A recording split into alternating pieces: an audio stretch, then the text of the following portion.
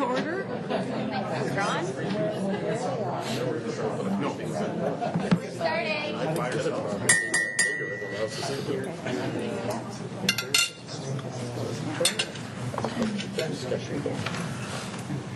Thank you, Madam Chair.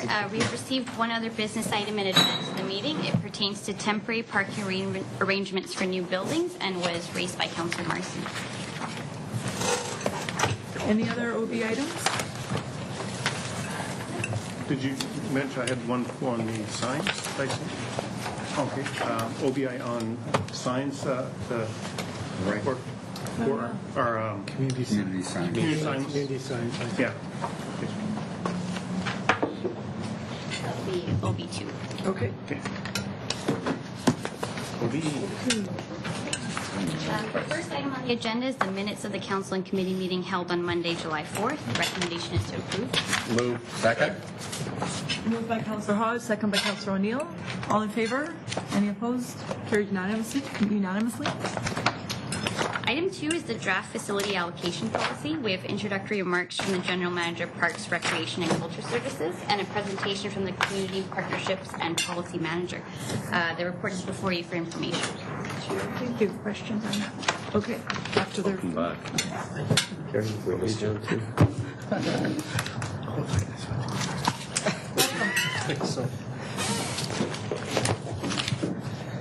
Good afternoon. Good afternoon. Thank you. Through the chair, I just want to introduce Carrie Laura, who's our Manager of Policy and Partnerships, as you all know, and we'll be giving a brief presentation on the draft facility allocation policy. We did have a report earlier this year with just some of the original previous findings of the work we were doing, including the work of our consultant.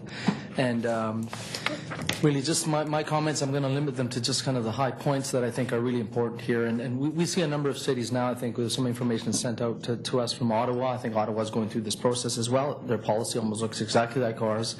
They're dealing with all these same issues. Many municipalities are busy, that are growing, are really dealing with this, and there's some best practices, and we're following those best practices. We're very comfortable that what's in the draft policy is going to help us effectively manage the very expensive facilities that a city provides, and they're expensive to build, they're expensive to operate, and it's important that they benefit as many people as possible, and that's really at the core of the allocation policy.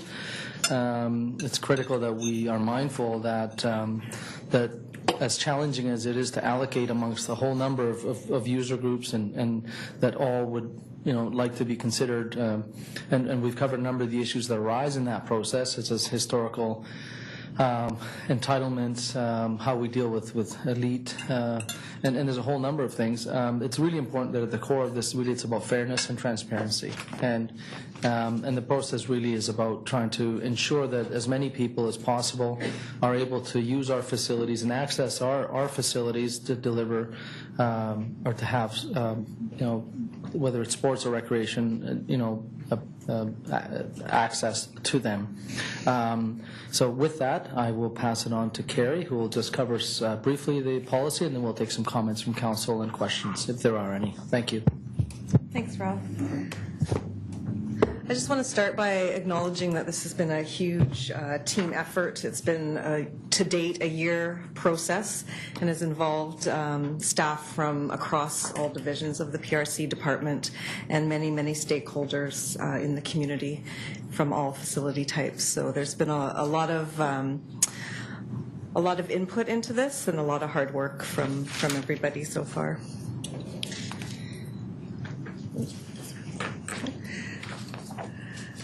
So just a little bit of background. Our current policy is approximately 18 years old. It was adopted in 1999, and it's clearly time for an update to be a little more current. It governs how city facilities are scheduled for programs, rentals, and general community use. The benefits of having a policy include that it provides a consistent framework, so clear principles and standards to guide the equitable allocation of facility use to the various and many users. This is particularly important when there is demand that is high for limited space, so sometimes when demand exceeds supply, really have to take into consideration that we're doing things fairly and equitably and transparently. Emphasizes that public facilities should provide benefit for the entire community and reflects that these are publicly funded community assets paid for by taxpayers. So the intent is always to maximize the use of all public funded facilities. So why an update to the policy? Again, it is almost 18 years old. There has been a steady increase in Coquitlam's population with resulting growth in the number and diversity of groups seeking the use of city space. There's a lot of pressure to meet current space demands, particularly during prime times, which are sort of those late afternoon to evening hours. Optimizing and maximizing the level of use in existing facilities is essential because building new facilities, as you know, is not always realistic or possible or timely. And a review of the policy was identified as part of the Coquitlam Sports Field Strategy and is a direction arising from the PRC draft master plan. So the policy update objectives. First, to provide access in a fair, equitable, and transparent manner, to accommodate a growing range of activities and services, to provide the public with opportunities for involvement in both traditional and emerging sports, to maximize and optimize facility use, and to realize reasonable financial returns and ensure that user fees and subsidies reflect taxpayer support, and to utilize clear, reliable, and transparent operating procedures to guide the allocation process. So this is just a snapshot of the process to date. So back in March 2015, we started with striking a staff working group to inform the policy review, help identify stakeholders. There were about 180 stakeholder user groups identified. And then in April to July 2015, we did some initial consultation with the Sport Council, the Coquitlam Field Sport Association, Coquitlam Sports Centre Users Association, to identify sort of the key issues and considerations and to help inform the questions that we took out to the stakeholder consultation process. So the stakeholder consultation process, which involved the 5 large workshops based on each facility type, took place from September to December 2015, as well as a municipal best practice scan. And then from there, February 2016, the consultant that we brought in to assist with the stakeholder consultation and the municipal scan provided us with a key finding report. And from there, from March to June, staff reviewed all of the information, drafted a policy, tested the policy against allocation grids and standards of play. And this is where we are now. We're bringing this draft policy to council and committee for your feedback. And after this, we're hoping to go out in September to October to consult further with the Sport Council and the key stakeholder groups on the draft policy. So a quick overview of the updates and changes. There's new and more transparent categories of users, defined roles and responsibilities for council, staff, and the stakeholders, or the user groups. An update to the guiding principles, which falls largely from the key strategic directions in the city's strategic plan and the parks master plan. And it also follows the long-term athlete development model, which is based on the Canadian Sport for Life, which is being adopted by many municipalities across Canada. It introduces sport standards of play as a tool to determine actual space needs of sport user groups, processes to increase accountability of facility use by all users, Dispute allocation procedures are formally articulated in the policy, and there's going to be separate procedure documents created for each facility type or service area to guide procedures for the different facility types, as different facility types require a little bit of a different approach to how we allocate. So just to get into each of these a little bit more, but quickly, the first one is accommodating new emerging activities. So new activities that meet a community demand or program deficiency. The aim is to ensure that new activities don't duplicate a service or activity that's already being offered to the community. And where a new group might come forward with what staff deems as something that's already being offered, staff will work with that group to try and introduce them to the existing group that's already out there. And if it's deemed to be a new or unique opportunity, staff will work in partnership with the group to try and find time to introduce that activity to the community.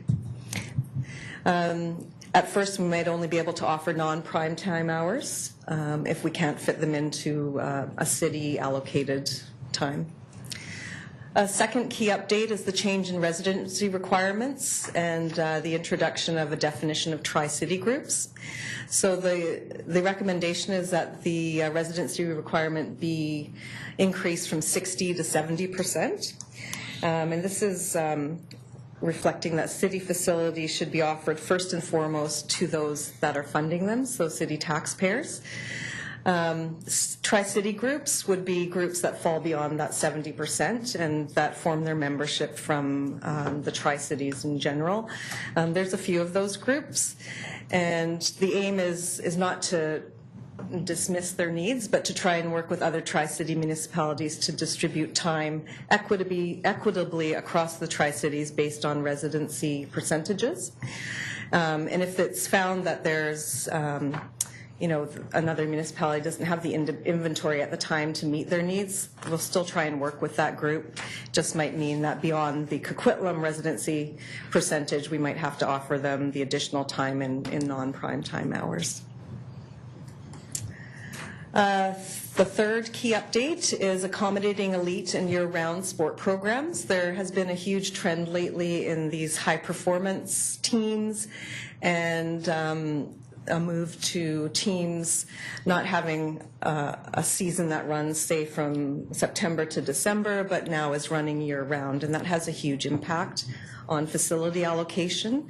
And a team that perhaps once played from September to December, but now is playing from September to March or April, there's an impact on those typical spring teams that would be allocated that space. So we're trying to work, the policy is aiming to sort of try and work out how we can accommodate all of the needs. And there's a different priority level in the hierarchy for those groups that are deemed to be focused on that elite sport level and practicing and playing year-round. This won't include organizations that have entered into formal legal agreements with the cities, so for example, the Express and Senior Adnacs. The fourth point, or the fourth key update, is ensuring users are accountable and efficient with their allocated time. This came up over and over again in the consultation, was that there was a perception out there that some of our facilities were being left unbooked, or teams were booking them but then not using them, but not letting the city know so that we could reallocate. So to ensure accountability, we want to ensure that penalties and loss of good standing status is implemented for repeated failures to report unneeded or unused time. And in terms of accountability, the use of sport standards of play will help to determine appropriate time allocation and the needs of the different groups based on ages and activity levels. And we'll also be asking groups to provide their membership statistics and their seasonal schedules for their respective seasons. Fifth, improving consistency and fairness across the different facility types. This was another theme that came up in stakeholder consultation, was that different facility types were employing different standards in terms of how they allocated. So we're hoping that the sports standards of play to determine actual need and the use of statistics will provide a sense of consistency in terms of how and why we're allocating a certain way. We're still hoping to allow for the flexibility to respond to unique needs, and the individual procedure document should allow for that. Sixth, accommodating sport tourism and events and festivals. The city did adopt a sport tourism strategy, and there's a recognition that some events may take priority when they are considered to provide significant athletic, social, cultural, or economic benefits to the community. And there'll be new formal procedures for requesting event space that requires a fair amount of advance notice and written notification. And 7, dispute resolution procedures. There was a lot of variety in terms of how stakeholders felt the city should deal with disputes about allocation. We wish to continue with the current practice, which involves a collaborative model to arrive at compromise amongst groups, and staff feel that this has been working well. And if agreement can't be reached, staff has the authority to establish the final allocation, and staff will provide affected users with a written notice of the decision and the rationale. And those are sort of the key elements of the new policy. So we'd be happy to hear your feedback and any questions. Thank you very much for that. I do have a speakers list started. Excellent. Councillor Reid, followed by Councillor Hodge and Councillor Asmussen. Okay, quickly, I noticed, I was looking for this and then I realized where I saw it. Richmond has a split residency percentages, right?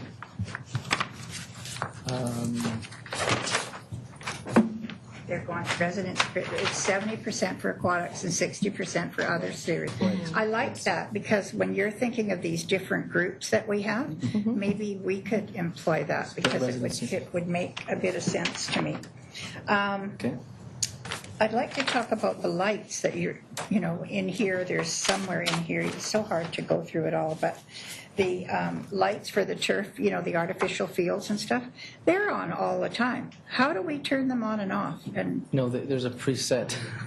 There's a timer. well, I've gone by there at 11 o'clock at night or something, and there's nobody out there, and all the lights are ablazing. So I'll tell you, I think we've raised the point. There's times when we have a booking, and no one tells us that they're not showing up, and the lights are on for that booking, and they don't use it. It's exactly the point. Largely, that's what occurs. Not all the time, but largely it's a booking that was booked with us and that the group didn't end up using, and it looks like we've got the power on for nobody. And that's actually... I'm moving in then to, I have two things on that, but if you block book space, you should automatically be paying for it, whether you use it or not. At this point, if it's a field, like a lit field, there is no charge for that. So, well, we're going to be putting charges in for fields, I believe. No, this is simply allocation. We are looking to do one of our items in our business plan is a sustainability fee for turf fields, and that's a separate issue. We're not dealing with that here. That wouldn't be necessarily a user fee for a grass field or an all-weather field, for instance, at this point. But we're looking at that. But yes, it's not really considered a user fee. I don't want lights on forever and nobody paying for them. So when they block book, they have to be responsible for something, and if they don't use it, there should be a fine or whatever you want to do with it. Yes. I agree with the different ones you're in sanction group, new groups, all that stuff. I did the block booking.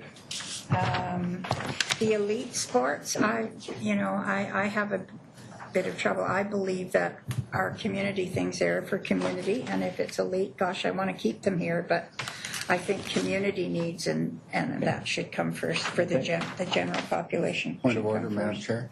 Just as we go forward, this report, in order to change anything in this report before it goes to the public for consultation, are you expecting to get a motion from council? A show of hands or something like that. Otherwise, we're just expressing opinions to the air. Yes. I'm happy to do that too, but I want. I thought that's what I was doing. We were asked for feedback. I This know, is my feedback. but in terms of actually changing this document before it goes to the public, do we have to have a motion, show of hands or something like that? That's what I want to know.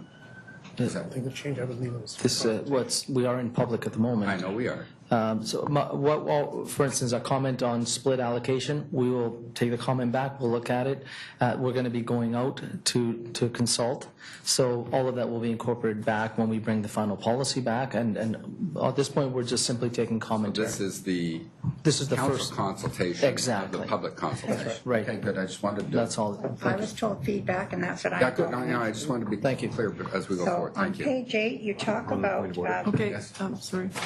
Normally, we give our feedback. Okay, staff are going to make a recommendation, which is ultimately they're going to recommend a policy or recommend a strategy or recommend a plan, and it will contain vestiges of all the feedback it's received. If council wants to give direction, it has to do it, and it can do it here by committee. Yes. Granted, it's not as clean, but we can direct. It would end up being a show of hands. No, we don't want that. Okay, got it. Because we know that ultimately their recommendation has got to be voted on in council, and it might as well reflect council's stronger opinions. So that's where I want, if Councillor Reid, for example, really feels strongly that something in here is wrong, she should perhaps ask for a show of hands here to not even put it to the public. that is not what I figured the All right, intent good. was. The Okay. intent back to me said feedback. Yeah. That's what I'm doing. Okay, thank you. Whether Yeah, you I- like it or you don't, No, I- or whatever, it I- doesn't but matter. There is something that she feels differently on, and that she can do Yes, that. You're right. and this is not about you, No, this is the I process. just think it should, Okay. I wanted everybody to be really should clear on put their this. stuff in the pot. Okay. Maybe there's one item that will come up amongst all of us that we would do direction on, but mine might be a little weird. Thank you. So when we go to the Express and the Adirondacks, who are big groups with us, and you had talked about perhaps using some other groups and using them for, some kind of a contract. I have, my question on that would be, if you did that, would that eliminate all of our prime time users from everything else? So that was just a question. The draft out, settling allocation disputes. I don't know. I think it's good and healthy if there is some kind of a board that they can all sit down and talk about. You mentioned if it isn't and if it's up to staff. I think staff of course, has a word and has representation on the board.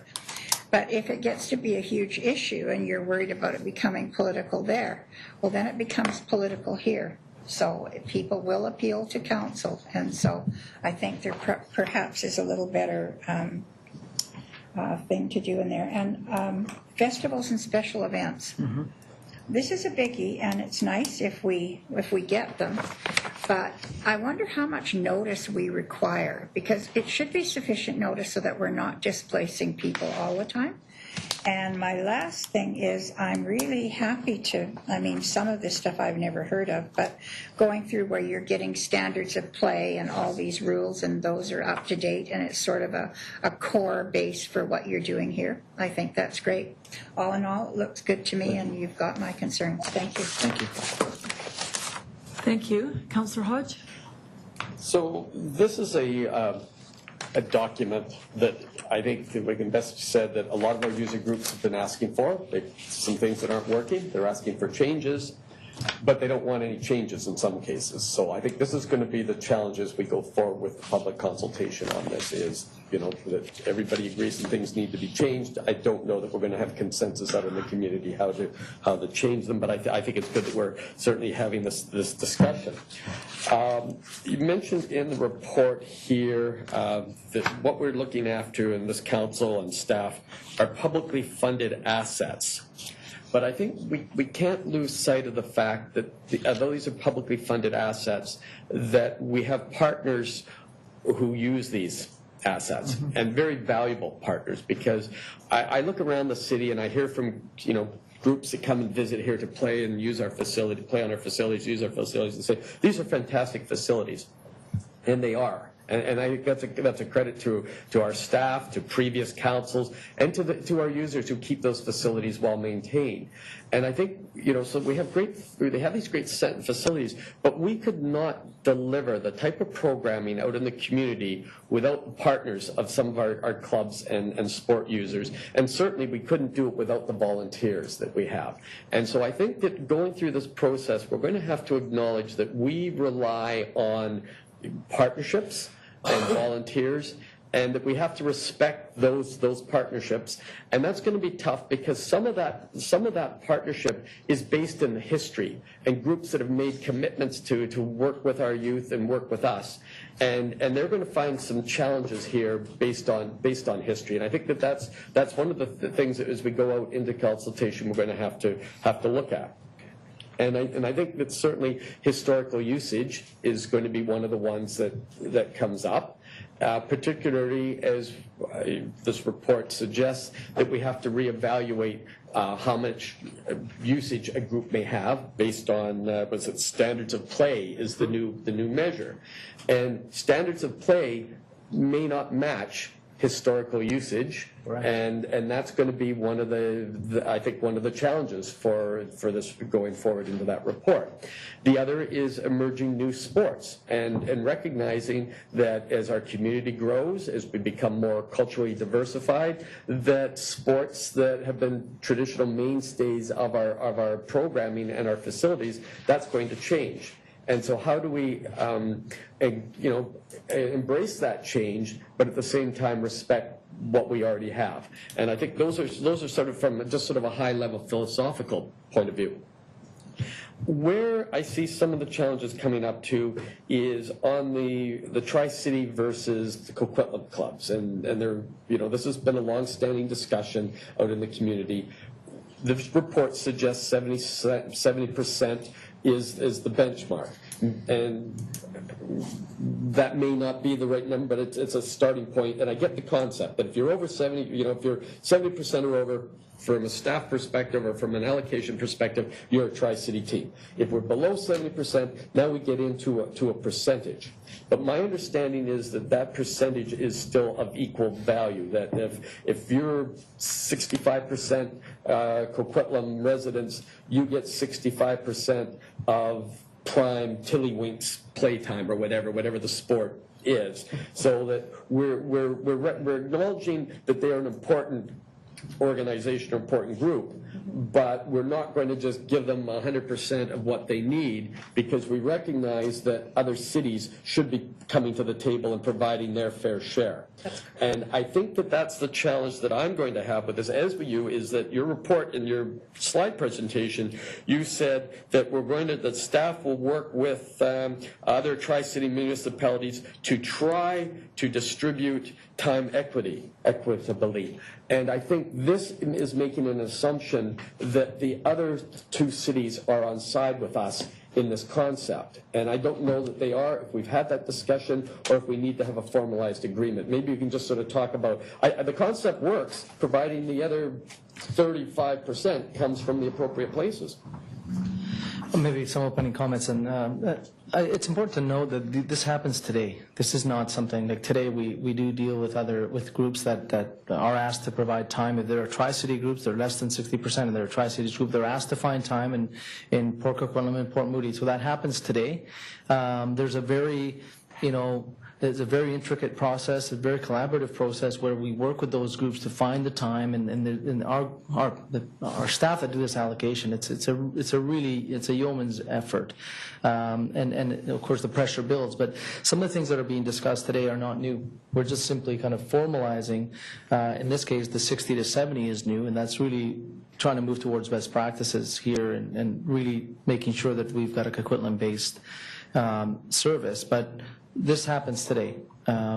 So what we would do in this case is really work hard to determine, what those other municipalities could offer. We might have to do a little bit more. Some of it might not be in prime time. We work out, and just as a dispute, I would say dispute. I wouldn't necessarily call it a dispute. And there's times when there's some, a question as to where some group might want some time that another wants at the same slot. there's a discussion, and so in a sense, if we work that out through those groups, then they can talk amongst each other and share the space. So there's a very collaborative process, and that's consequently why we think we don't need a committee system to do a dispute resolution. We've got a very collaborative process where those entities and those groups are asked to get together and work it out. But these discussions do happen today, and all this would mean is that we are advising those municipalities that this is going to continue and that we're going to look for them to be partners in Tri-City allocation, and we'd work with them, and in most cases we've been able to accommodate. Now there's growth that might have to take place in various different sports and activities, but we'd have to look at how that happens. But that collaboration with Tri-Cities is ongoing, and we would certainly continue to do that. And I think that's to everybody's benefit, to the citizens of the region, where we try to avoid duplication, and this discussion often comes up when we sort of say, do cities work together? And I think Parks and Rec is one of the areas where we need to work together, because we know that Coquitlam kids play in Port Coquitlam fields, and Port Coquitlam kids play in these sports, and we know that as the Tri-Cities that we work as a group in a lot of areas, and we have to make sure that the other cities are providing the same value or same commodity, same amount of time. And two things that come up, I think we have to be able to certainly formalize some kind of a working agreement with our other cities that yes, this is what we're going to do, but the standard of play has to be acknowledged as to what is the standard of play. Is it 2 hours for a Tiddlywinks team? In which case, if we give an hour, do the other cities give that other half hour? Or do they say, wait a minute, our recommendations are that they only need 1 hour, and they're already getting an hour and a half in Coquitlam? So I think that the standards of play if that's going to be the commodity, then we have to agree with our neighbors that this is the appropriate time for this sport, and we'll give 65% if you give 20%. And I think in order to have that percentage, we have to first agree on what is the right amount of time, then the percentage that they will get from each city, so that people who play on a Tri-City team have the same opportunities as those who play on a sole Coquitlam team. No disagreement at all. I mean, the standards of play are going to work. We feel very comfortable because they are standards of play, and these are typically either provincial or national standards, so we don't see any reason why these sport bodies, and I'll use sport as an example, that are really accountable to their national bodies and their standards of play, why they would have an issue with this. So we're very comfortable with that as a commodity or a currency. I think it's very well said. But this is very dynamic, and in some cases we might easily accommodate a half an hour just because it's a bit of a block booking. It's not that, we can work it out. It's clearly intended to be able for us to push back on what's considered a Tri-City group. They come forward as a Tri-City group, I'd have no time anywhere else, and they expect Coquitlam to take 100% of the time. We have to say, okay, hold on a second. If you're a Tri-Cities based group, you have a secondary priority. We can accommodate the Coquitlam piece of it, but what is your discussions with POCO? Have you spoken to the individual? Here's their number. What have you talked to them? What have they told you? We'll sit down with you and talk to them in a conference call. What's going on? Why are they unable to, or the same thing with Port Moody. We would work with those groups to try and find equity, and it might be something that takes a little period of time to establish themselves, and so really and this happens today. And we're simply formalizing it at a level that we think is more appropriate at 70%, but we'd continue to collaborate with those groups. And as I said, I think the standards of play, that's going to be the discussion, because that's, you can do all your tabletop modeling and everything we've done, but I think when you sit down with the groups and discuss what is the appropriate amount of ice time or floor time or field time for this age group, I think that's where a lot of work is going to need to be done out in the community. Well, and one last point. I think if a group comes forward and we say, well, the standards of play from your national association is X, and they say, well, that's not enough. Well, we say, well, you better talk to your national association, because they've got standards, and all of the municipalities are looking to those standards to ensure equity. So we need you to talk to your association and let us know why those standards need to be updated. We're happy to be part of the discussion, but we can't have groups that are asking for 1.4 times the amount that they would normally be asked.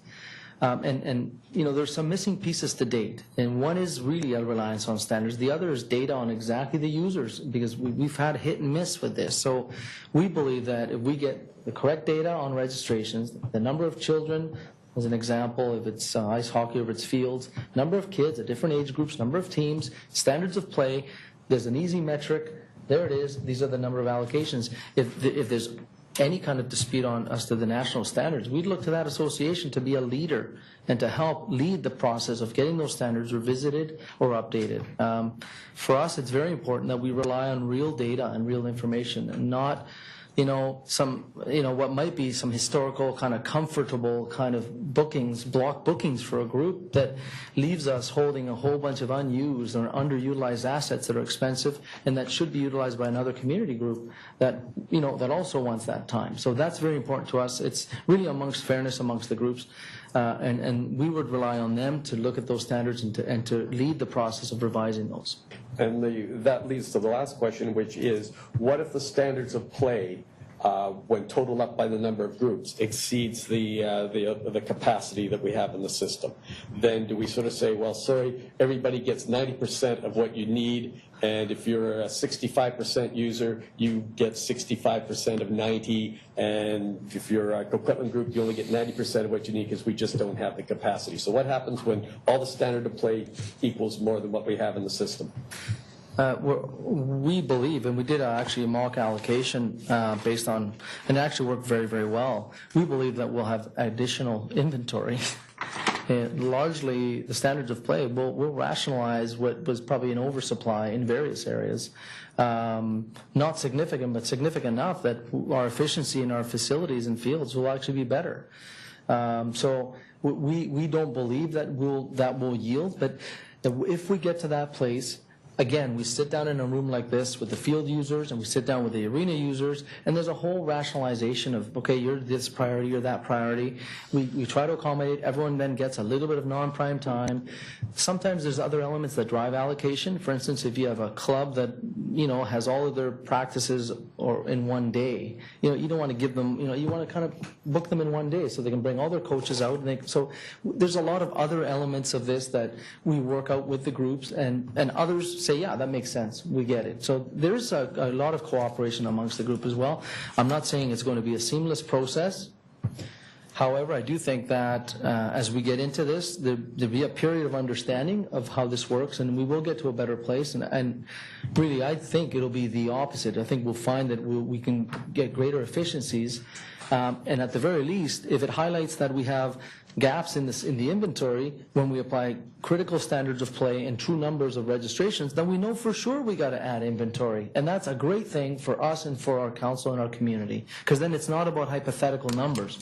We then really do have a shortage, whether it's in an indoor facility or an outdoor facility. So to us, it's going in the right direction, notwithstanding what the result is. But we have done a mock allocation of the fall allocation, and it worked out very, very well. Okay, great. Thank you. Thanks, Councillor Hodge. Councillor Adamson? Thank you. Overall, a good report. I've got some comments in regards to it. I like the 70% going to that, and I think that should be across the board. I know in Richmond, I've heard that different groups complain that they have 60, we have 70. Why is there a higher standard? It creates a bit of inequity feeling between the groups. I think you're going to do what you said it at one rate across the board for everybody. It just makes them less conflict within it. I guess I think, as what you said, and I'll talk about later in this, is that we have a very cooperative process right now. There's a lot of good cooperation going through the allocation process when you sit down and you do this between the groups. I guess one question I have, we talked about a perception of unused booking of time, but do we have a number, do we have any numbers to back that up or quantify that? It doesn't show anything of that in the report. We haven't put any in the report, but we do have some numbers we could provide council. I don't think we've got the numbers here, but it'd be interesting because once again, I know when you talk, and I think most of it's on field sports when you look at, because it's the easiest one to point out rather than the indoor ones because you can't see inside them. But a lot of times, if it's turf fields, depending on the weather, a lot of times groups will not use the field due to weather, different conditions, or potential. If you're talking like last night, you hear a thunder and lightning storm where they're on turf or whatever, you can say, you know what, we're in a council, it's just the safety of the kids and stuff like that. So there's other factors that go into, and I hope you just don't look at the raw numbers. I think there's other factors that happen in when you're looking at unbooked or unused times. And so I'd like to have some ideas on that. Okay. I do think that the mention of fees in here, I think this is an allocation policy, and it seemed to me the comment when you talk about fees seems to be a solver to this issue. And I don't really think it's a silver bullet that's going to fix this. So I think it sort of takes away from the report a bit, having it in there. And so because I know that's another issue we're going to deal with later. So Our consultant did connect the fact that he really felt, and this is a broader look at other communities and how they deal with allocation, and he did his commentary through his experiences that, you know, it's certainly, there's a connection kind of inextricably, the fact that when something isn't charged for, you know, there's less of a it appears, and certainly it's verified by our staff in the fields, that, and aside from any that weather-related cancellation, there is some bleeding out of that inventory because of some of the block bookings. That's our staff's perception. But we did note that this is not part of this report. This is separate. It's not about fees. It's really about allocating and how we allocate, and that process is not related to the in the policy. There's no relationship to fees, but there will be it relates into. Yes, it's impossible to disconnect the two because it does create certain behaviors, and that have been observable over time that have resulted in some lost inventory. And I guess the one point I'm going to talk about is when we talk about the membership lists. You have the teams members, but they also submit to their district or their provincial or federal. So I think we should also look at accessing those to make sure you have the correct membership list and what you're getting, because there's more than one area if you can get into them. Yeah, I think there may be privacy considerations with accessing lists from a separate organization. Well, in the district list, they all go to district meetings, submit their lists and stuff like that. So just other areas that if we can look at those lists. Heritage, when we talk about heritage, and sort of balancing out under the standards of play, which I think is a good way to go. But the other thing is when you start looking at heritage, you have to take into, there's other factors when you talk about sports groups and even room bookings and facility bookings. So I've had some discussions previously about this, about the consultation, is that you take, let's say, baseball, for instance, and you take Little League versus the Coquitlam Moody. Coquitlam Moody uses town center, but Little League has made investments up at Blue Mountain. They've made investments in that structure and that. And we had a point a couple of years ago where we were saying we were going to put Coquitlam Moody using Blue Mountain, and Little League's going, well, hold on a second. We've made financial investments in the facility, in the storage, and different things here, then to turn over to a group that's never used it. I think you have to, when you're looking at historical, it came up in the bookings when we talked about the Northeast ratepayers, and we were, out of the blue, we were moving them out of their Thursday night booking that they've had since their inception back in '67, and that building was owned and operated up until 1999 by the ratepayers in those groups. So I think when you're getting into historical, you really have to be sensitive to some of the, I think it was Craig's trying, some of the underlying historical issues that go in there. And I think when you're allocating times, if you have a new group coming in, you've got long-standing groups, whether it's Metro Forward or the Coquitlam Adnax or whatever, and they've been there, they've invested a lot in in the city over time. I think they have to be given some understanding of that, and so, versus a new group just coming in. What I also looking under accommodation of new activities, and it comes in, I'm talking a couple areas about it, but I was reading this, and it's going to go out to the public for more consultation. The way the report's written, it talks about staff.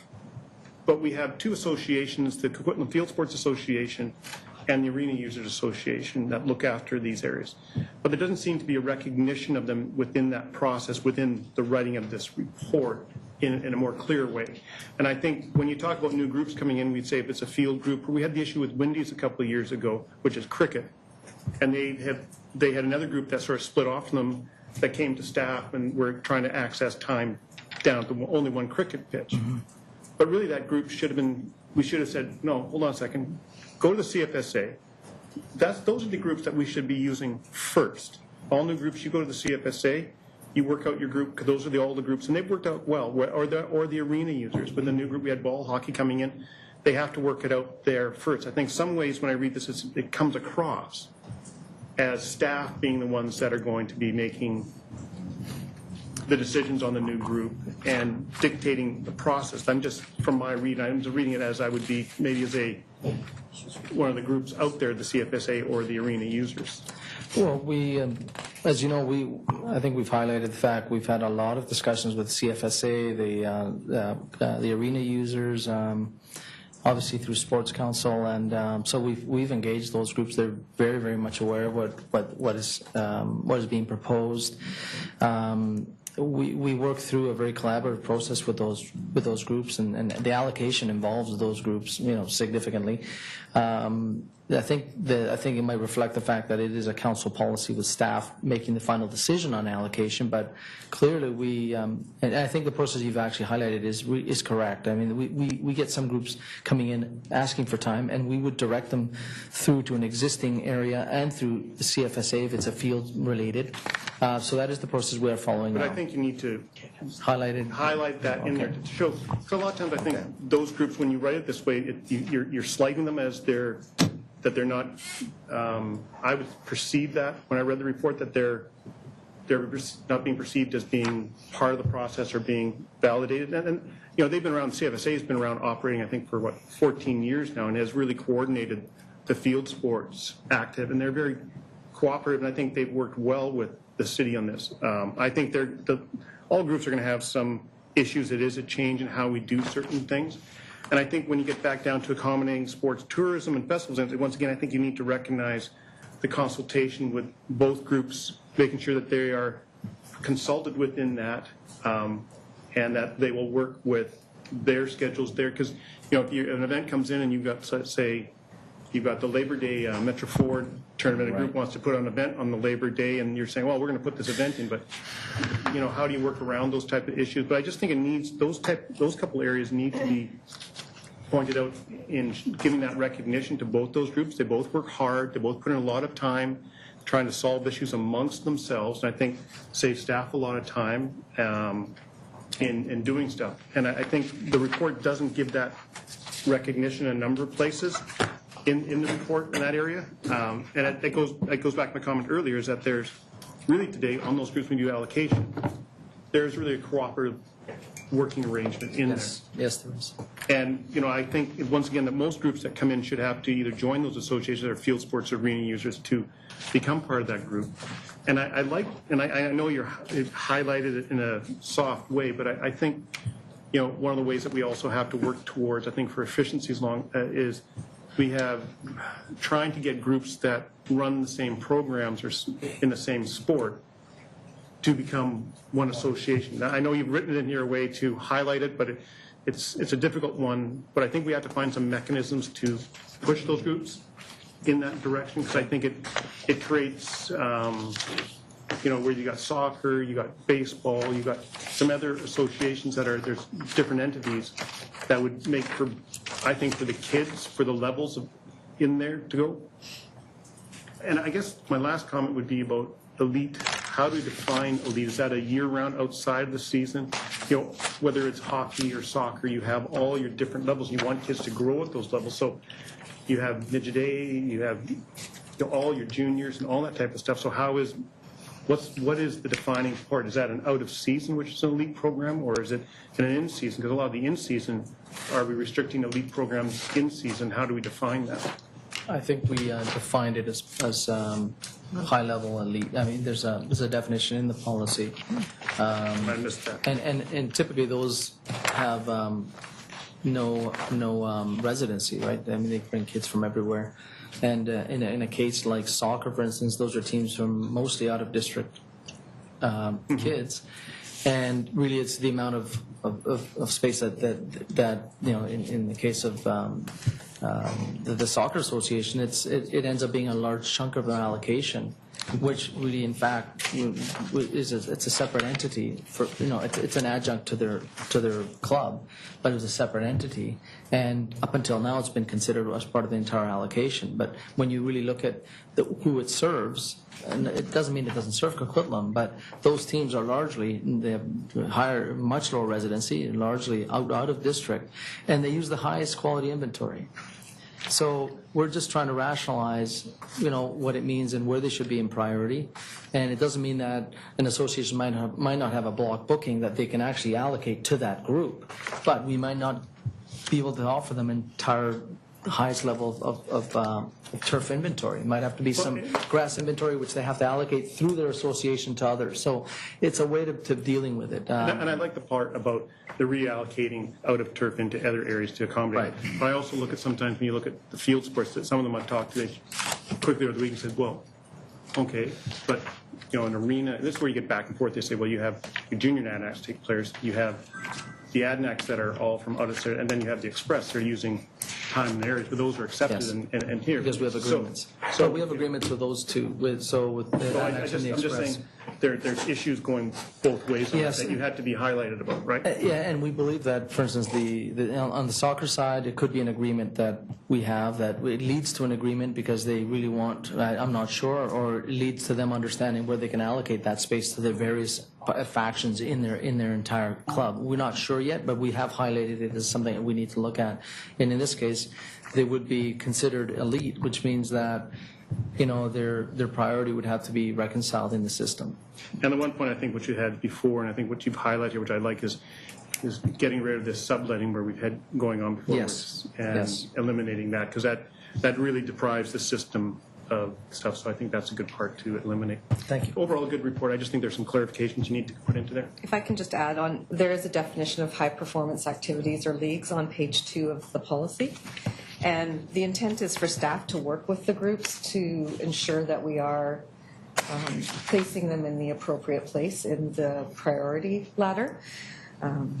Well, as I said, I read through, and I like the idea that you can't, the big uses, I think the big, what we have to do with the policy is, when you look at fields just alone, is pushing away from everybody not using the grass and only using turf. Right. And I know It's a great win. and I agree with you on that. Yeah.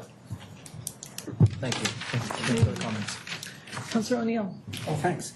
I think it's an excellent report, and I'm happy to see this go out to the public for their feedback.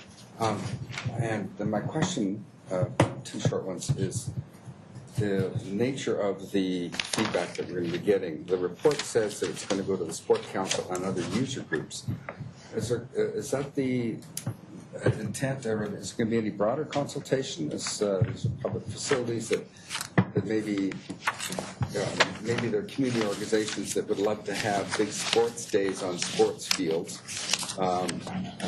They might want to have input into how do we get 2 or 3 uses of that field a year, so that they wouldn't normally come into any of these sport groups, but there might be community groups. Similarly, indoors, maybe there's a book club that really needs a big room twice a year or something like that, and they're not a sport group or a user group. Mm-hmm. How are they going to get their input put into this thing?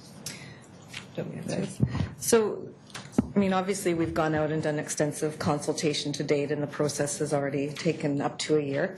So the intent is to take the policy back to the Sport Council and the sort of those key stakeholder umbrella organizations, which is the CFSA and the CSCUA. I've also had a request to go to the Cultural Advisory Committee. We can certainly expand our consultation. If that's Council's desire, we could do some sort of online public engagement, but it will obviously draw the process out quite a bit longer. There are so many different users out there that we were hoping to capture sort of the majority of the key users through the 2 umbrella organizations. I sort of just made up some examples, but is there any reality to those? Does that happen at all? No. We think that by rationalizing the allocation of a room in a facility for a book club or an ongoing, the process, likely the changes we've made in this is not likely going to affect that scenario. We always try and size the need versus the facility so that it meshes. So the size of the need, how big, all of that. We still would do that today. I don't think the changes we're advocating would impact that process. We have a booking system, and there's no kind of standards of play, for instance, for a booking but there's almost a sizing. Yes. So, and there's no registration of individuals. So it would be more of but the city does allocate space in facilities, and we have regular space available. We could put an information bulletin if council wants on our webpage, noting we're the allocation of space goes through this process. You can give us some commentary and see what we glean from that process. Are all the non-sporting groups that want a room, want a facility, want a field, are they being accommodated right now? Is there? Yeah. Because I understand there's sometimes difficulty getting a room at, let's say, Glen Pine, or getting a room at the in Dogwood or something that's not being used. Through the chair, it all varies. So if you're a regular user, if you use the same, if you want 1 hour every week in a facility and you've got 30 members, we figure out who you are and what you need, and we'll figure out a room for you. If you're a single booking, we need a 1-day booking for 3 hours here, I'd say, well, it's not available, because we've got some regular bookings. So there's certain processes we go through to accommodate, and there are times when we have to move a booking that might be a semi-regular booking because they are in a room that is bigger than they need, and we need that room for a regular activity. So there are those kind of processes that we go through today. We try and give notice. We try and be sensitive. We try to provide an equitable facility for the need. And there's all sorts of scenarios we get into. It's a challenging process, but that to me is an ongoing process that it happens today. Is there a separate facility allocation policy for non-sport use? And that's just practices that have evolved over the years? And there will be an event. There is an event policy currently, and there's plans to update that, and that'll commence within the next couple of months. And we'll be coming forward to council with that, with terms of reference. There will be different procedure documents for each facility type to take into account, perhaps different reasonable definitions of what prime time is based on the facility. Outdoor facilities obviously might have a different prime time because of daylight hours versus an indoor facility that's lit all the time. So good. I'm satisfied that learning about this policy coming forward, I think, is good, and that there's reasonable practices in place already. So I'm satisfied with that answer, and I don't think any more action is needed. But I would like to see something, maybe something modest, kind of notice to the public that this is underway.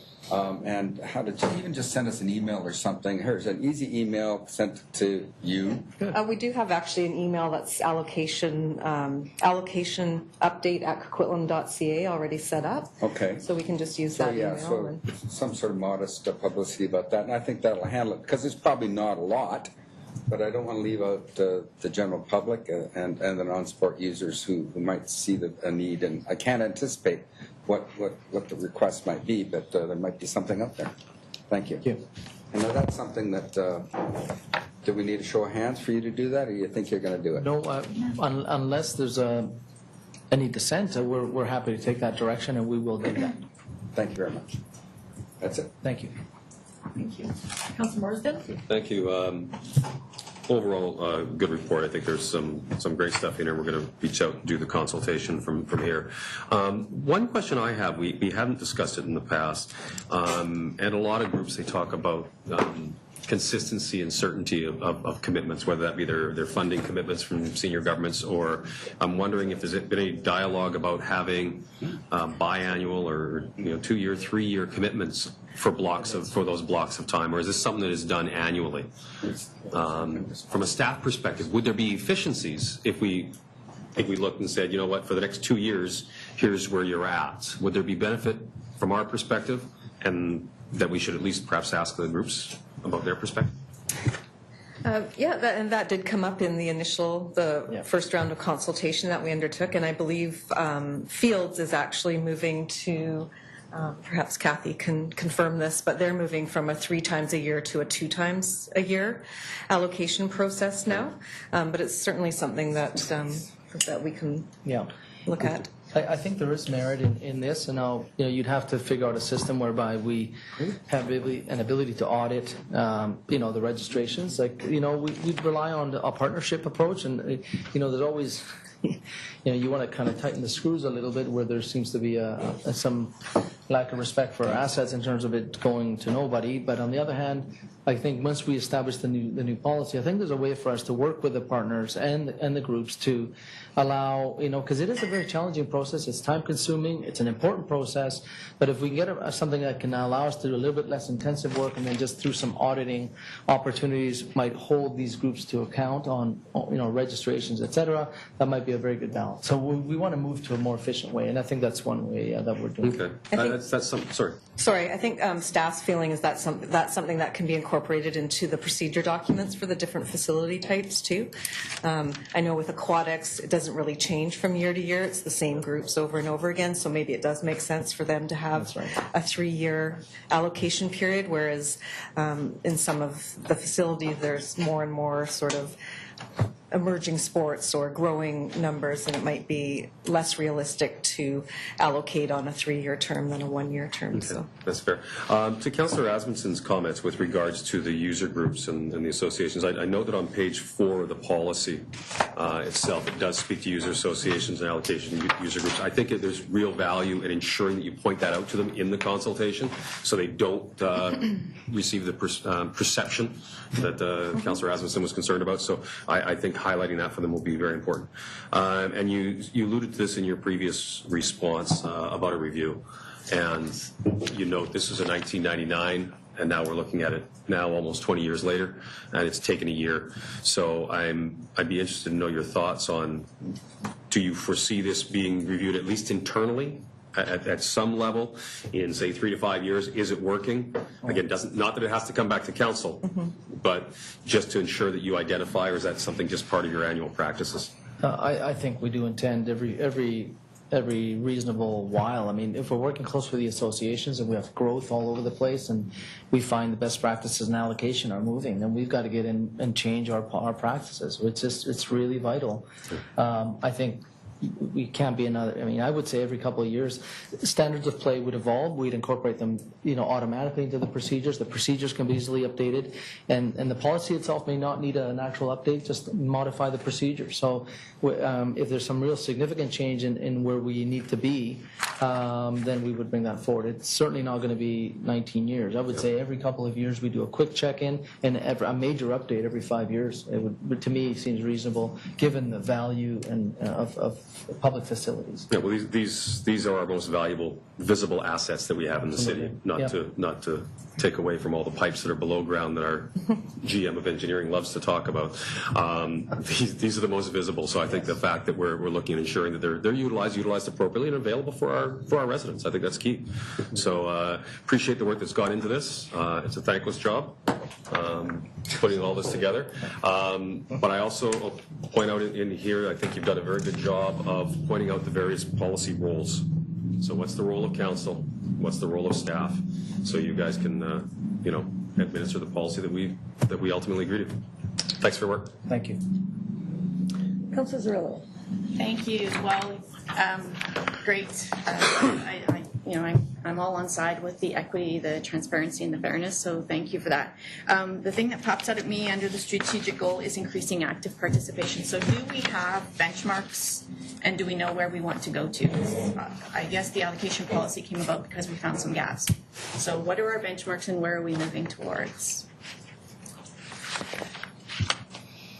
I think active participation is, I guess, step number one is making sure that the usage of our facilities is sized appropriately for the needs that are out there in the organizations, both organized and unorganized. So that's number one, and I think this initiative stemmed out of really best practices in how we utilize facilities. Number one, make sure they're rationally allocated. The next step is to begin working through our master plan, and we're bringing forward a recreational policy, which actually will hopefully begin to drive programming and services in our facilities, but also begin to put some onus on the user groups to begin to think about how to deliver, cutting edge recreation as our partners, and we have with many partners, not just formal partners we give grants to in our buildings, in our cultural and heritage facilities, for instance, recreational facilities, but also partners that deliver in our facilities through these kind of programs.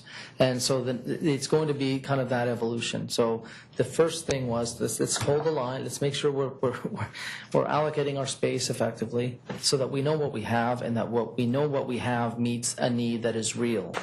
The second thing is to think about how to continue to deliver the best cutting-edge programs and services and be able to figure out what that might be, not just in our own programming areas that we direct deliver, which is in community centers, but also our partners. I mean, our discussions with a number of the organized group is, well, how are you, what are you doing to encourage greater participation by females? What are you doing to promote greater enrollment? What kind of things what's your annual events look like? What's your underlying philosophy? That's the next piece. And that's probably going to flow out of our recreational work that we're doing that will essentially create a foothold for us to deliver in city-delivered programs, but also begin to set the stage for others that deliver on our behalf in our facilities.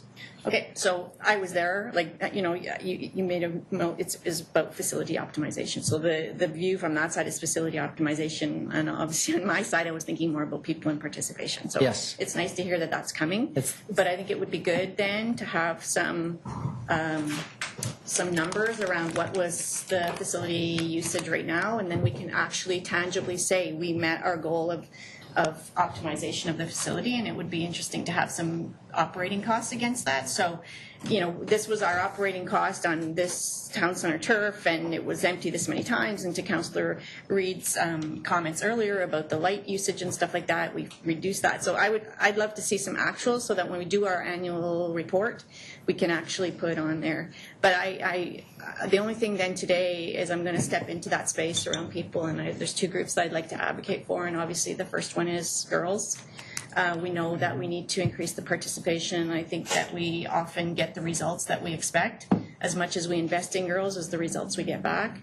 And I didn't see, or maybe I missed it, in the choices, in the prioritized choices, I didn't see any reference to gender. So I want to understand how that gender equity policy that's dated 1996, does that flow in? I guess I want to understand how are we making accommodations? How are we increasing participation?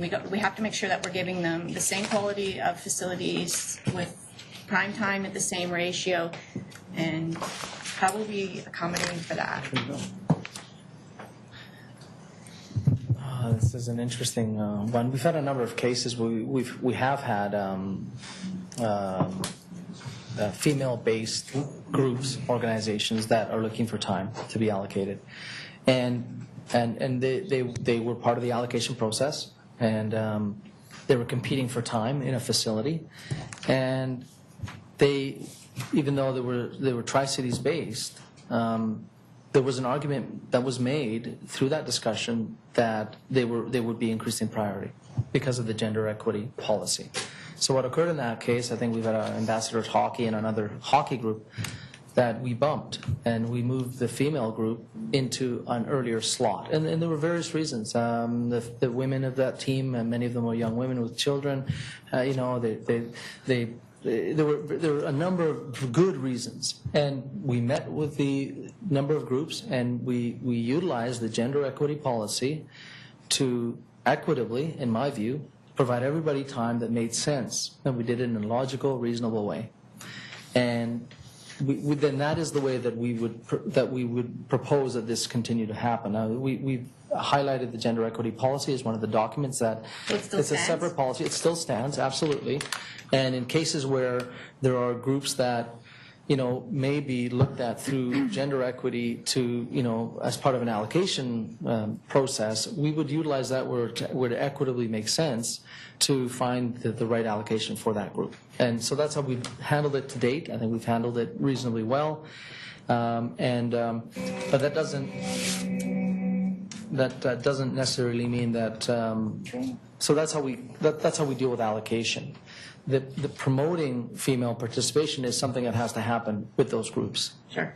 So I'm just focused on the allocation right now. So one of the things that was in the Gender Equity Policy Guidelines number 4 is to reduce or eliminate barriers to participation in all leisure and sports organizations based on gender bias. And yes. I just, I do see a lot of our female groups having to use Planet Ice rather than getting allocation at Poirier, and I think that does limit their usage. I mean, the location is not as convenient, the safety issues that are involved there, leaving your children there's nowhere for them to be viewed, or so I'm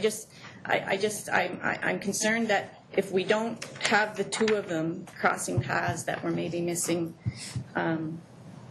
some things that we point out about. And like I said, we get the results that we expect, right? And so if we are not actively involved in doing that. So my note is, I'd like to see that for the increasing active participation that we have some benchmarks to start with. Obviously, I'm interested in the girls and women because we know we lose them. So it would be wonderful to be able to say with this new allocation policy, 5 years in, we're seeing that girls are not dropping off at age 13 or girls are not dropping off at age 16. I don't know, whatever that looks like. And that we can say that we've increased participation across the amount of users across all of Coquitlam. So yes, I'd like to see it highlighted for the girls and the women, but I also think I'd love us to have a benchmark right now to say that 30% of Coquitlamites use our facilities, and in 5 years 55% of them, or whatever the numbers are. So and then the other thing, so that's what I want to talk about. Time numbers to increasing active participation, and the second group is our accessible, our people with disabilities. So I didn't see much mention of it here, and maybe it is, but one of the ones that came to my mind was we quite often get people talking about needing to do rehab or escorted swimming or that sort of thing, and sometimes it's a private business.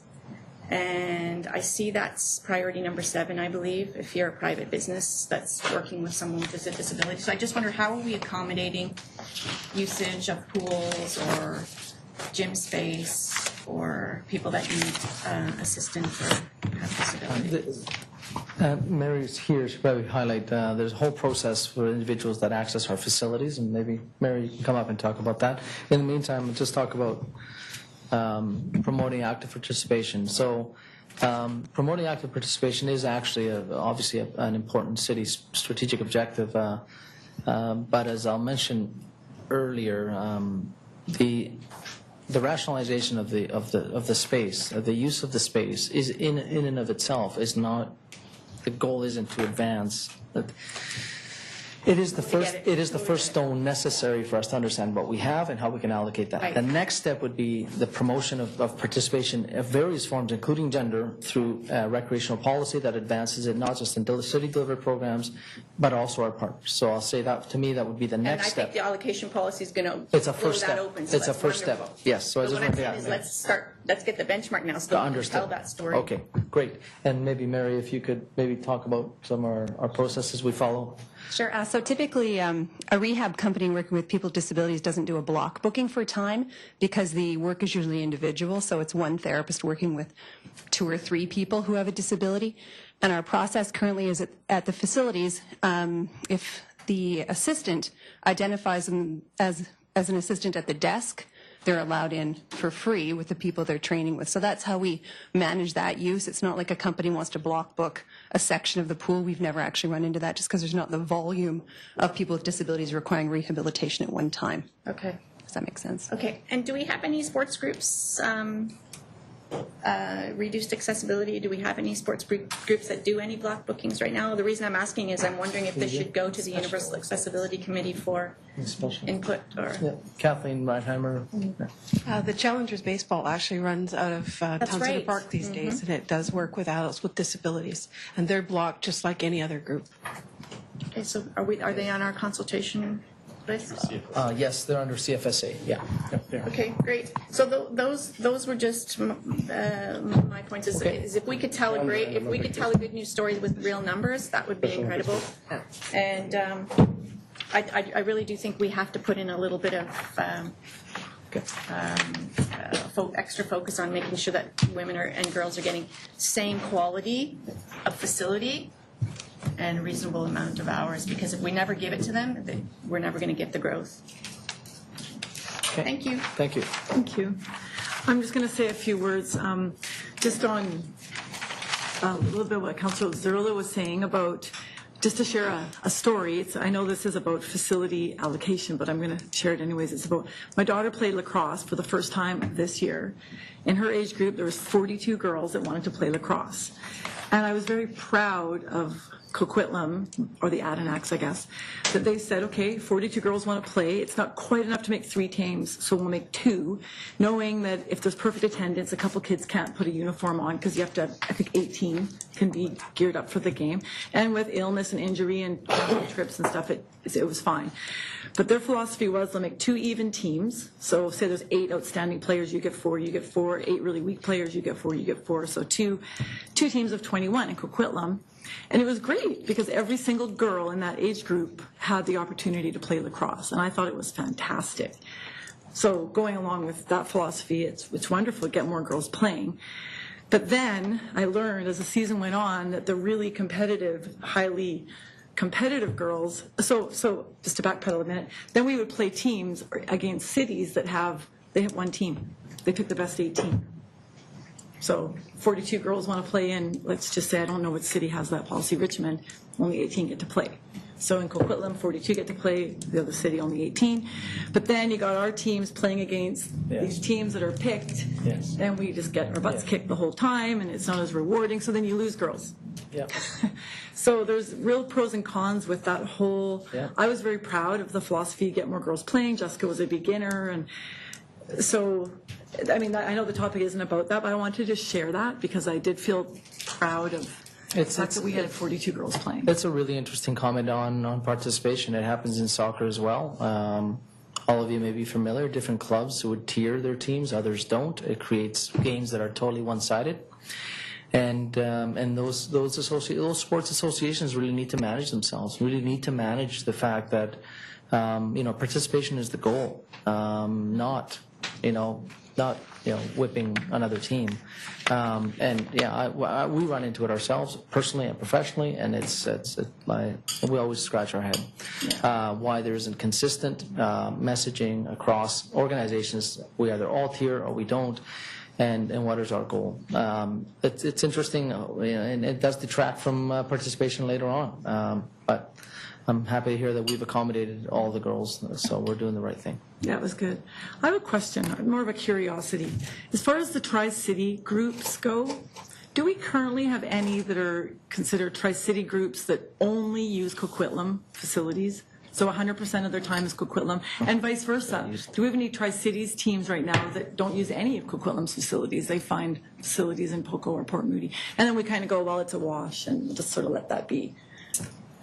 I think there was a time when a couple of the groups were using Coquitlam exclusively, but they were encouraged in the last couple of years to go out and try and seek space in other municipalities, and they did receive some space, maybe not proportionately, but they have started receiving space in other municipalities. I know there's some adult leagues that play exclusively in Port Coquitlam, and that might be just because of the fields that are available and because they're playing in non-prime time or after hours. But if they came to us, we'd accommodate them. I think it's just preference. We really have done. Any Tri-City group that comes to us is generally accommodated. Mm-hmm. It's never by, we never discourage them because we don't have assets. If they're a Tri-City group, they have the ability, if they have Coquitlam residents, they would have the ability to access our assets. Good to hear, and I know Councillor Marsden said it's a thankless job, but thank you very much. It's a really good report, and I really look forward to what the public consultation tells us. Thank you. Move recommendation? Second. Yes. So moved by Councillor Asmussen and seconded by Councillor O'Neill. All in favor? Anyone opposed? That carried unanimously. Thank you very much. Thank you. Moving on to other business. The first other business item concerns temporary parking arrangements for new buildings and was raised by Councillor Marsden. Thank you very much. So this is one that came to light recently. We received an email from a property manager for a recent a building that's got occupancy, and now they're looking at moving in the residents of a couple hundred condos and the retail space and an office space on the first 2 to 3 floors. And obviously in all the projects there is a loading zone. But I'm wondering from staff, specifically planning and development, is there any precedence where, when you've got large groups moving in en masse because occupancy has just been granted, where there's requests for temporary loading zones or something immediately out front of the units? And is there precedent in our city that we've done that, or in others that we might consider doing this? Looking to the future and all the development applications we have, I foresee if one's having a challenge, others may have it as we go forward. Mr. Diozagi, or yeah? Through the chair, perhaps it's appropriate if I start, and then if Jim has anything to add, then I'll be happy to have him to assist me.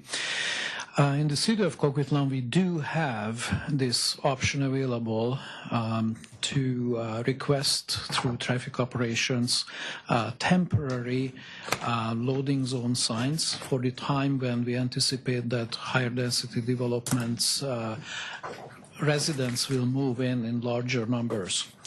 When we see these requests, which are not frequent, we would look at first that there is no traffic safety issues and there is no obstacles to moving traffic, pedestrians, etc.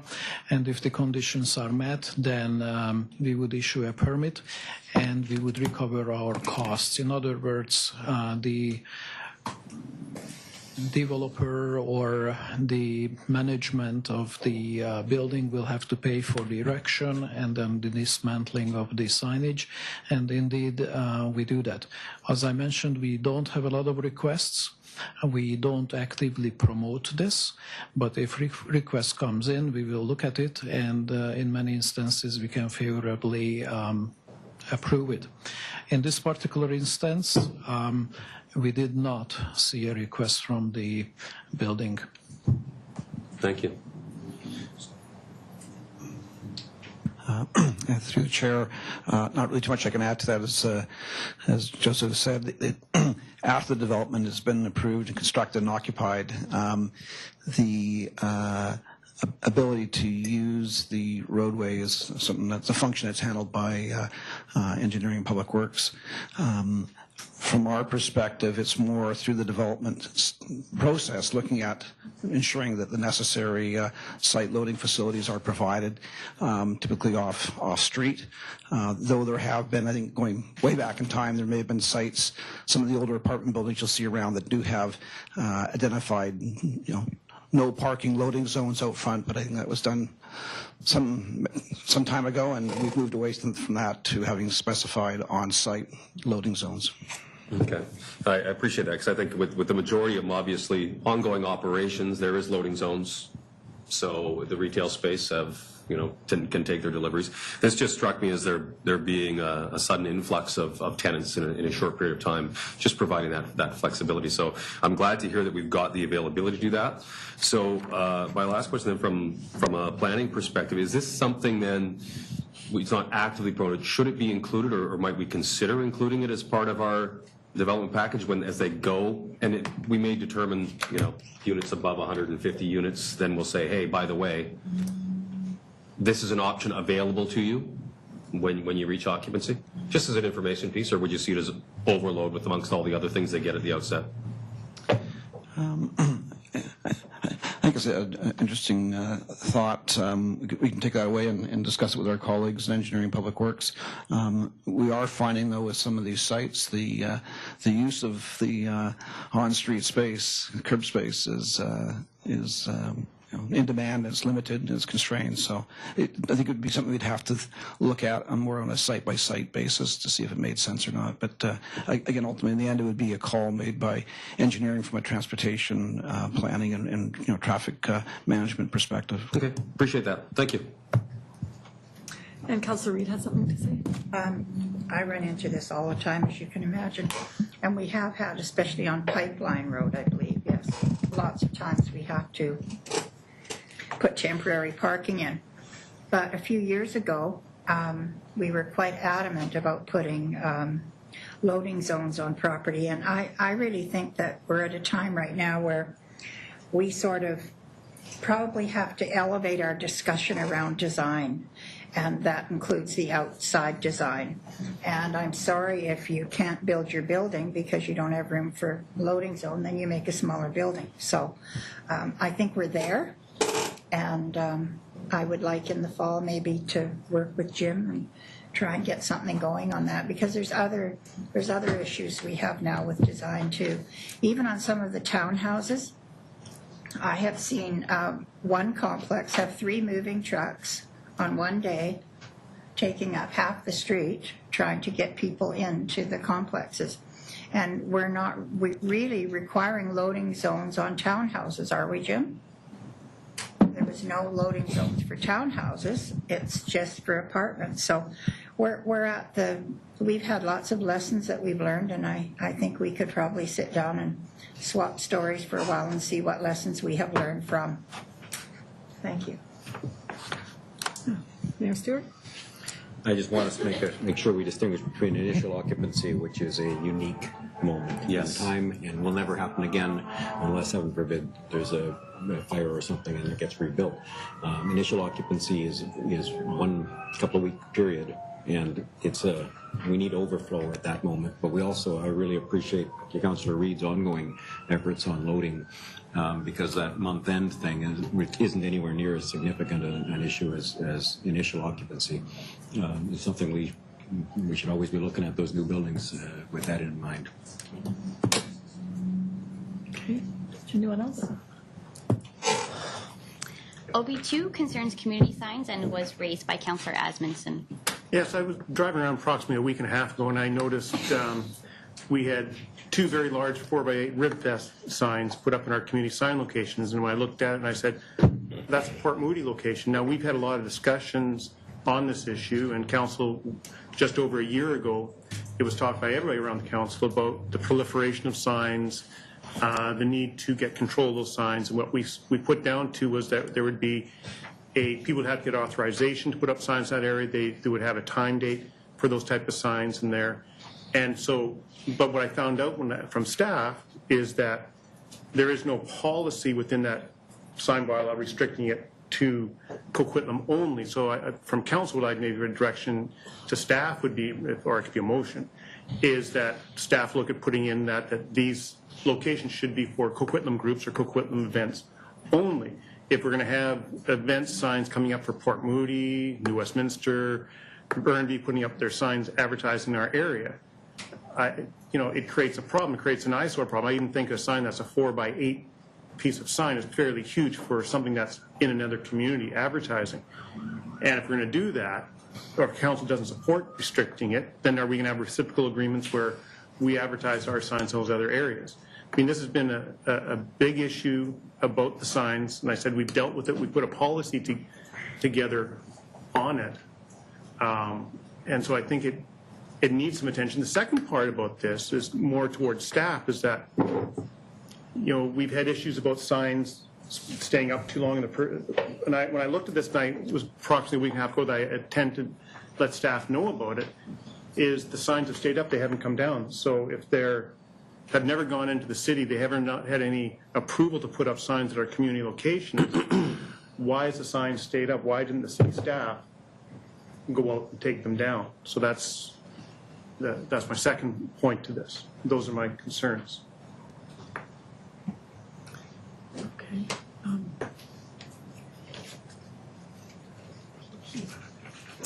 Council. So as through the chair, as Councillor Asmundson mentioned, there is a policy that regulates use of city lands for community signs that council approved in 2013. Those policy documents do not require applications from any group to use the sign. So it's first come, first serve, fit them in as you will. There are size requirements, and there's the requirement that it be advertising an event or registration. There's also length of stay requirements with a maximum of 6 weeks. So the bylaw enforcement group does monitor for compliance with the regulations, but again, because pre-approval isn't one of the requirements, that isn't something that the city screens for. Okay, so I think, if we're going to have that, I think we're going to control it. So I think, Councillor Mars and other ones have talked about the unsightliness or the explosion of these signs at corners. We've had a community group, people up on David and Shaughnessy about their concerns, the proliferation of signs, the ugliness around those signs in different areas. I think when you look along Mariner and Austin, the proliferation of signs, I think we should have some more control over those signs. But I also think, unless council disagrees, I think it really should be, if those are our community location signs, that really should be restricted to community associations or community events that are being put on in Coquitlam. So. Thank you. Okay, Mayor Stewart. I'll defer to Councillor Wilson because I think he's got some information to shed. Well, I had Mayor Stewart, Councillor Marsden. Okay, then I can't. Okay, fair enough. I understand the issue. I understand the concern. I'm a little bit, I'm reluctant to have us go down a path of repatriating these and holding them just for us because, for example, the one at Victoria Coast is 2 blocks, 3 blocks from a hatchery that we support, and then we get in all the debate over 60% Coquitlam and all of those sorts of things. So I'd like to see it perhaps limited to Tri-Cities, assuming that we get kind of reciprocal to some degree flexibility within the other 2 communities, and then we'd all be able to use those. The Kick for a Cure, for example, is a Tri-Cities event. It used to actually be held in Port Moody. Would we not allow the signs to be put up when it was in Port Moody and then allow them when it's moved to Coquitlam, and then Port Moody say, well, we're not going to allow them in Port Moody anymore? So I think we have to be a little bit cautious there, and I also think we need a better solution. We've talked about it before, and to come up with a permanent piece of infrastructure upon which the signs can be mounted, and then we can, I think, have a much less messy looking Dewdney trunk and low heap, for example. Thank you. Councillor Marsden? Thank you. In terms of the unsightliness of some of them, I absolutely have made that comment, so I certainly think and will support us taking a look and saying what kind of solutions can we come up with, whether it be electronic or whichever. In terms of overall pre-approval for them, I think the process we have right now, I don't want these things coming to the city for staff member to look and say, does this qualify or not? I think the process you've got now works. In terms of limitations, on the surface, I would initially look and say, yeah, these should be, Coquitlam events. But I look and say, in many cases, they're put on by Tri-Cities not-for-profits, Tri-Cities community groups, whether it be the Rib Festival with the Rotarians or whether it be the Kinsmen doing different things. And so I look and say there's so much overlap in terms of residency for those groups that I kind of say, you know what, I lean where the mayor is on this and say, it's a Tri-City initiative, it's a Tri-City event, just happens to be in that city's park for that day because it worked. So I certainly want us to see go down the path of how we can improve the look of these things, but in terms of the scope of the rules we've got right now, I'm comfortable where they're at. Thanks. Thank you. Councillor Wilson. I put up the Rib Fest sign. And we too. All of them? All of them, yeah. But we've done that for a lot of different organizations. And when we put up our kids' sports signs, if an event's before ours or after ours, we just put it over top of ours and just help them out. I agree with you, though, that maybe 4x8 is too big, and maybe we should look at maybe 4x4 or something like that. But I think if you're going to restrict it just to a kids Coquitlam organization, a Coquitlam event, then you will exclude a lot of groups, right? So. I think I agree with Councillor Marsden and Mayor Stewart that as long as it's reasonable, we want to keep it the way it is. Well, just back to okay. Go ahead, Tara. Are you done, Chris? Yep. Councillor O'Neill? Thank you.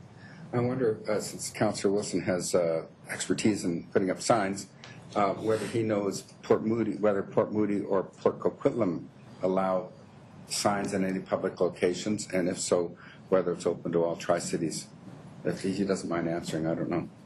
Port Moody does not allow any signs, and Port Coquitlam allows signs in one location. One location only. Do they have size limitations? 4x8. 4x8 as well. So Port Moody, nothing. Yeah. So, interesting. Even their own signs? I thought I'd seen signs hanging from the They put a banner their on that overpass. Yeah, then that's it. That's the only place.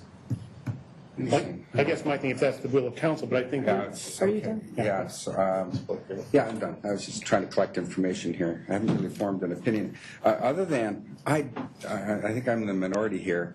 I do not feel that the concentrated proliferation of a lot of well-made signs creates an eyesore at all.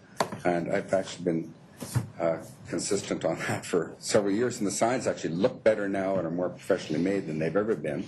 I think because there's some certainty of where they can go, and people know that. And I have no problem with the look of the signs. I do have a bit of a problem with opening the door. If we do make a restriction, I would at least like to see it restricted to Tri-Cities only, because I wouldn't want to see Burnaby or Pitt Meadows coming in here with something. But I'm not even sure if I want to restrict, but I would support a Tri-Cities restriction for sure. Anyway. Did you want to speak again, or do we? I've heard the discussion. I mean, I raised the issue just because it seemed a little out of the ordinary, especially the size of the signs and where they've all been located. I mean, council seems to have a wish to allow the Tri-City signs, but I do think, though, that if we're the only city allowing in our 6 or 7 locations and we're not getting the same response in the other communities, it seems unbalanced in a way. I think we have to, if we're going to do that, we need to have a fairness and a balance that if we're putting up Ribfest signs, there's kaleidoscope banner going across, and because that's taking in arts groups and everything from all over the region, or the Kick for the Cure, are we putting up signs in the other municipalities that support that event also? So I think it's just we have to be equitable when we're doing this. If we're going to take it all on ourselves, and I do think, though, if we're going to do that, it would have to be restricted to the Tri-Cities. I don't think, but I think we need some frameworks and better frameworks around that. And I think we've had a lot of signs that have gone up and over the years that have been up way outside registration times and outside times that are looking pretty ratty that just don't come down. That's where I thought before there is that time limit. But I think we need some controls on this type of stuff and how we deal with it, and making sure if we're going to allow that, we have to be equitable between the 3 cities. That's a discussion we need to have with our other cities. Thank you. Councillor Hodge? So a lot of the work that went into this bylaw came from Sport Council. It was one of the things that came to when I first came on council, was chairing the committee. And it came from the need to try to stop the signs all over the city. And so the idea was we would pick 6 locations so they weren't all over the city. Port Moody's taken a different approach. They said we don't allow any signs. But in Coquitlam, we felt that these groups do a lot of good work, that they needed that ability and that venue so that they could advertise what they were doing. And so working with these groups, primarily the sports groups, we set up a set of guidelines, including size, location, size sign, the size of the signs, the time periods. The sign is on the back, supposed to have contact information, and it's only supposed to remain up for 6 weeks. So I think it's working better than it was 4 years ago. I think the signs, for the most part, are well maintained. They don't stay up for extended periods of time. I think that that's an enforcement issue. And again, the person who to contact is supposed to be written right on the back in case there's a problem with the sign. I do agree with Councillor Asmundson that I think we have to look at making sure they are just Tri-Cities. This was something that wasn't contemplated at the time because it wasn't an issue. And if it's going to start to become an issue, or groups find out I can't put them up at Port Moody, but I have 6 spots in Coquitlam, then I don't think that's fair, particularly if it's a group that's not active here in the Tri-Cities. So I think that maybe there's an opportunity to just sort of tweak that rule and just sort of specify the Tri-City part. I know we've had discussions about changing the signboards, going to electronic boards. That takes a lot of consultation because some of these groups don't want to go that route. They like the sort of their sign, their logo up on that corner. And as I said, I think it's working a lot better than it has in the past. And the other alternative is an outright ban like Port Moody did, and I don't think that helps our groups until there's an alternative. Thank you. Councillor Zerlo? Yeah, sorry, I'm just Googling right now about, so this Rib Fest, is it the same weekend as Kaleidoscope? I'm just looking. Yes. Okay, because what are the hours of Kaleidoscope? 12 till 12 p.m. 12 to 10 and then 10 Okay, to... so they're... 12 Okay. 12 to 8, 12 to 8. Both days starts at noon. Okay. All right, I guess that would be my only concern on signs, is that we're encouraging people to exit Coquitlam on the weekend, that we're trying to push our Kaleidoscope and birthday. So that's my only comment. Yeah, that's in fact.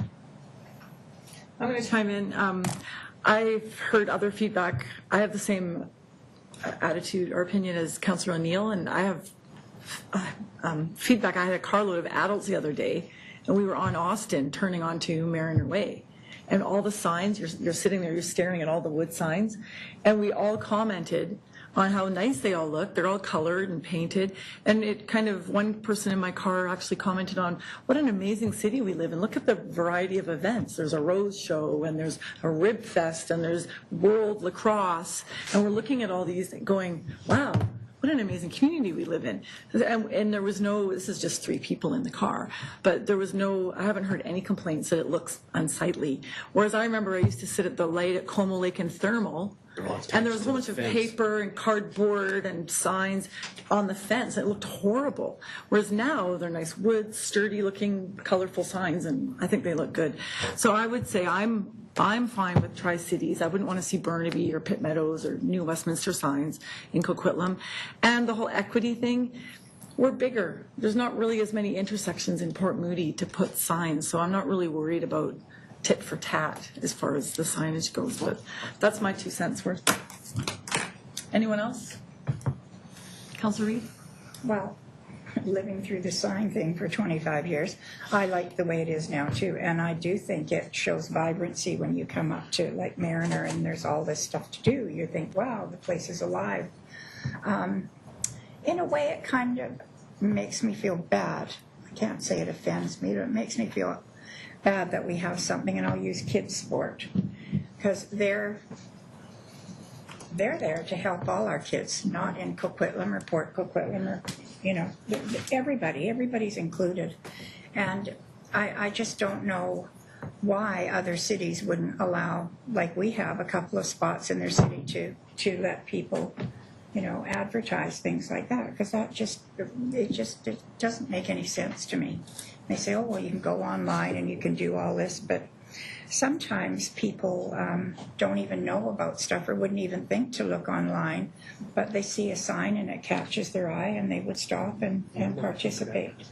So I don't have a problem with that either, the Tri-Cities, but I think it would be nice to encourage our neighbors maybe to put up a couple of spots that signs would be allowed. Done. Thank you. Councillor O'Neill? Is there consensus around the table to change the policy at this stage to limit it to Tri-Cities? And can we at least do that? I mean, there seems to be everybody kind of agrees to that. I think there's all sorts of different points of view, but I think that's one thing we sort of, let's just do that for sure. And Tri-City nonprofits, right? So this is what it is. So that would probably rule out government. Are they allowed now? Well, Rib Fest isn't. That's right. It's not non-profit. It's not non-profit. No, Rib Fest is not non-profit. Oh, okay. That's what Grant just told me. Oh, well, it's non-profit. Okay. So anyway, whatever it is now, Tri-Cities for sure. So yeah. I mean, there seems to be general agreement there. So I'd like to see that. I don't know if it has to come back here. If it's a formal council policy. Let's just make it. Okay.